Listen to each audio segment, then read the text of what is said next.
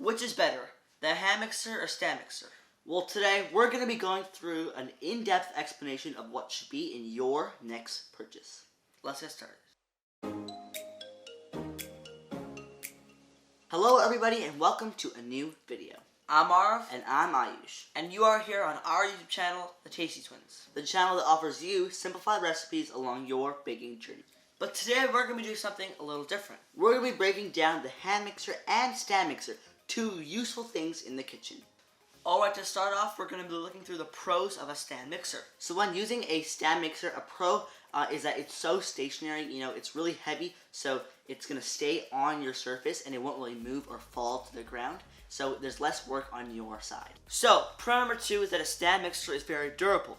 So when using a stand mixer, many people would love for it to not break down after a few years. So that is why it's a very good investment, as you would be making a purchase and not having to replace it for, I'd say, about 4 years. Alright, the last pro for our stand mixer is that it's very powerful. It allows the user to get the job done very quickly, which is very important, as some recipes may take a long time. For us, we use the stand mixer. We think it's very easy, and when we're mixing things, you can probably see that we do it with ease, and that's all thanks to the stand mixer. Alright, now we're going to go on to the pros of a hand mixer.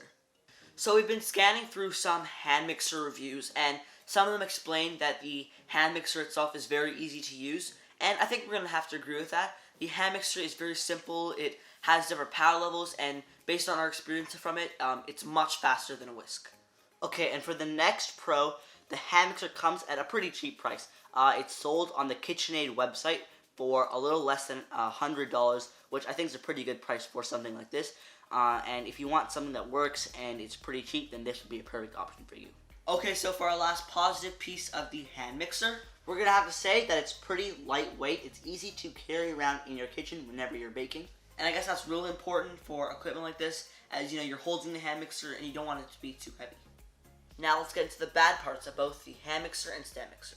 Okay, so for the first con of our stand mixer, I think it's pretty expensive. It's like, some of them go for around $350. I think that's really expensive for what you're getting. And if you want to get a cheaper option, I think the hand mixer would probably be better for you. Number 2, it's a little bit hard to clean. After we're recording, you probably don't see this, but when we're doing the dishes, we have to take the whisk attachment off and then take the bowl off and then clean every single piece and then put it back together, put it back in the drawer, so it's a little bit of effort. But I think that if you want to put that effort in, then it's no problem, but it's still a little bit hard to do. Okay, so for our third and final con for the stand mixer, it could be a con or it could be nothing at all, but it is a little bit heavy. And now for the cons of the hand mixer, we're going to have to start off by saying that it's not as powerful. There are less notches and levels of power, and I think that it just may get the job done a little bit slower than the stand mixer.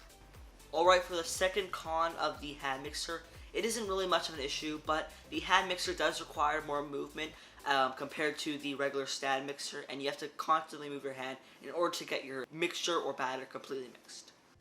Alright, I'm in a different location, but for the last con of our hand mixer, it's not as durable as the stand mixer. If it falls to the floor, there's a high chance that it's broken, and I think that's why the stand mixer might be just a little bit better.